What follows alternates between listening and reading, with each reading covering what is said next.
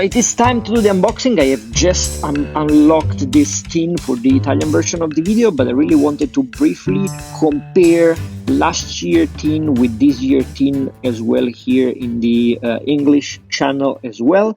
I'm not going to open a tin of last year because it's here, it's aging, so I really don't want to open another tin. I have tried it last year, so you can check my video of last year. I will have this in a little bit more time, but as you can see, the tin is slightly different, the packaging is slightly different.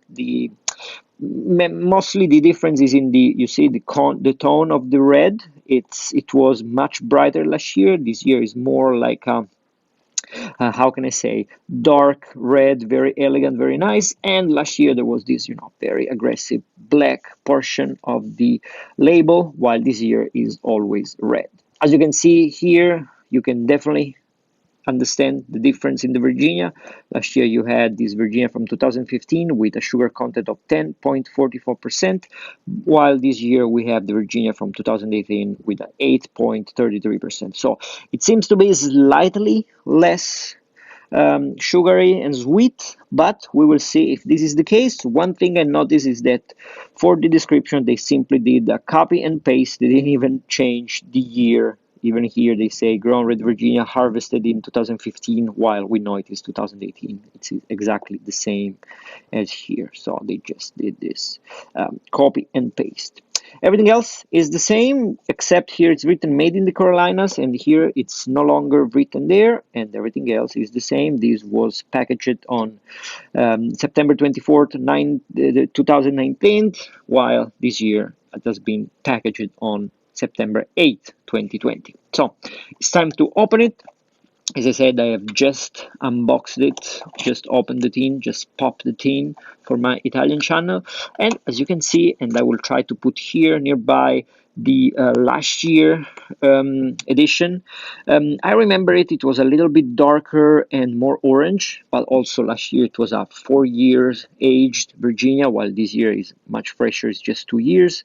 It's much brighter, it smells amazing, it has that sweetness and point of a little tanginess, so it's pretty nice, very interesting. I'm very curious to try it because I mean last year once was just amazing, so I really have high expectations for this one as well. But now it's really time to smoke it. So here we are. It has been a week in which I only smoke the Conell Red Flake. I'm very happy. This is a tobacco I love. And this is mainly because I loved the Conell Red Flake of last year, of 2019. So I was very curious to try it. And I had this clear memory of this sweet, biscuit, cookie-like sweetness that I really loved and enjoyed about this tobacco. However, I completely forgot that Red Virginias also have the other side of the coin, in which is more, how can I say, not harsh, but it's definitely a sour, tasty kind of flavor. It's more coffee, more cocoa kind of flavor. It's something that it's really perceivable when you smoke in a wider chamber kind of pipe. So if you use a big billiard or a pot or all this kind of pipes, I personally found it a little bit more sour kind of smoke. But if you get a tall, a stock chimney, this is a tobacco that it's unbelievable. It's sweet, it's tangy, it's a little complex, a nice touch of evolution. It's unbelievable. There is definitely a nice amount of nicotine, so you don't really smoke it a lot during the day, because every time you finish one bowl, you are fine for a while, and that's why after a week there is still some tobacco in here, which I will smoke today because I really loved it. But again, it's beautiful. It's a great Red Virginia. Compared to the one of last year, it's not easy because I'm comparing memories. It seemed to me to be a little more zestier, tangier, if you know what I mean, a little bit more sour-ish.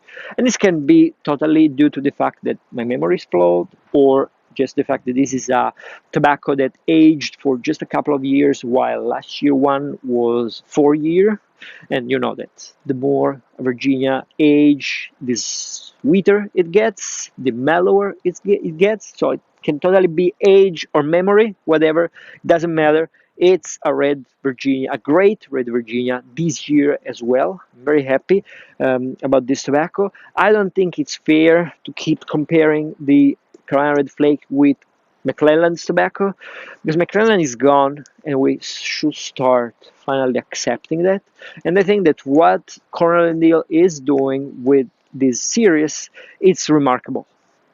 So hats off to Conell. Thank you for taking the burden, let's say, on your shoulder to bring hold the flag of American Virginias. There are not many around, so it's great, and this tobacco is just amazing. If you can still get it, just go for it if you like Virginias and Red Virginias, because it's really a great tobacco. It will age beautifully, so I will keep the other tints. Unfortunately, I don't have many, just a few, together with the last year ones to age in my cellar, because this will age beautifully and it will get better and better. So a great tobacco by Conell and Diehl, a great tobacco, a great Red Virginia. I can only say thank you. Compared to the Carolina Red Flake with Perique, it's very different. That one, I loved it. It's great. It's unbelievable the way they made working together such a powerful Perique with the Red Virginia. And as I said in the review, I think the key is the stoved Virginia that mellowed everything up a lot. This is a little bit harsher, a little bit tangier. It's definitely going into a different direction. I cannot taste any of these flavors in the Carolina Red Flake with Perique, so it's a totally different tobacco, and that's also its greatness, meaning that you can achieve very different results by starting from similar ingredients, and this is really an act of mastery, let's say. So again, beautiful tobaccos, the small batches from this year from Conell and Diehl, those are just amazing tobaccos, even if unfortunately it's gone. Probably just too little. Anyway, let me know if you had the chance to buy it and try it, what you think about the Red Flake of this year, if you like it as much as one of last year. Personally, I did. Let me know, and see you next week.